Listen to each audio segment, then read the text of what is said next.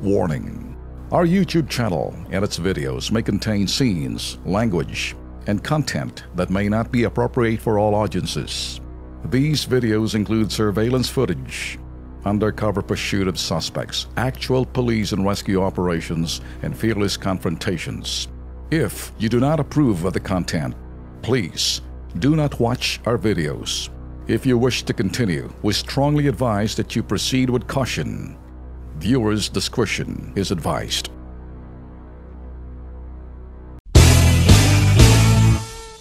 Ang inyong napapakinggan ay live home mula sa Campo Crame, si Laila Putakera. Laila!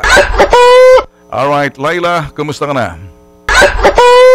Alright, mukhang matipid ka ngayon. Parang napapansin namin, natatabunan ka ata na nangyari sa Marawi, kaya medyo ang nagsasalita na lang si Sunny T. Si Sunny T, pabatiin naman, laksan natin. Sanggalin mo muna tayo. Okay. Alright, si Sunny T. Okay.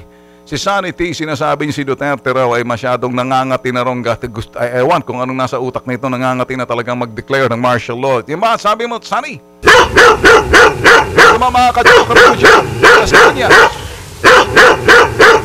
Already ka. Hindi pa nga ito pa nga magmi-meeting pa lang daw sa Kongreso at ayaw pangunahin ng mga sa Senado, ayaw pangunahan yung pagdedeklara ng martial law nitong si President Digong. Pero ikaw maingay ka na. Ano ba problema mo sa buhay? Wala ako pakialam. Wala kang makialam, Betot. Sabi ng ganun. Sip ka, tuloy mo. Sip ka, Betot, bitag, tayong mga brothers, sip, higop. Ganun, okay. Ikaw naman, Sunny, medyo may loose thread ka na. Sige, tama. Sagot? Okay ba? Sige. Okay. Ang tapang-tapang mo, ikay hirap ko sa gating ko, saka backset ko, pag tingnan natin. Nag-iingay ni si Sunny. Okay, sige. Diyan ka lang, Sunny. Tuloy mo lang ang ginagawa mo sa Senado at kung wala kasing ingay, hindi ka normal eh. Alam ko kasi, pag maingay ka, normal ka. Tama? Oh. Ang pagiging normal ko, Betulfo, pagiging maingay ko. Pag hindi na ako maingay, tuloy mo. Ibig sabihin, patay na ako. Maraming ganyan nangyari sa iyo eh. Ha?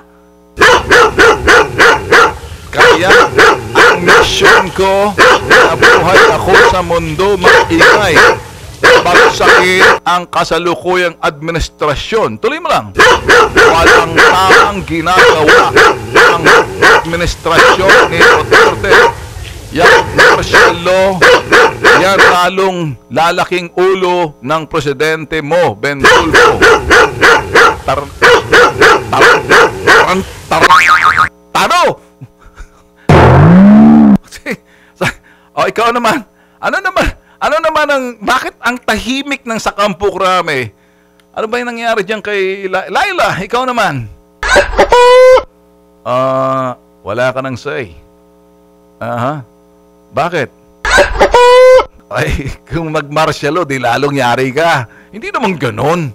Alam mo naman sa loob ka na, bakit ka ha? Ay, bulong mo ulit, sabi. Sabi ni Laila Putakera sa loob ng Campo Crame, pinagkakaubayan niya na lang kay Sunny. Tuloy mo. Bahala na si Sunny at yung mga kachokaran niya sa loob ng Senado. Ano nga pala nangyari doon sa hinihiling mo na medyo nakantim mo si Senator Pimentel na nagkakyaw-kyaw ka sa media, inunahan mo, gumagawa ng paraan si Coco Pimentel, tapos nagba-media ka agad. Ano ba nangyari sa'yo?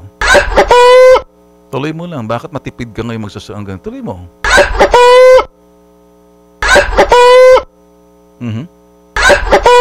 Ganon talaga kaming mga dilaw.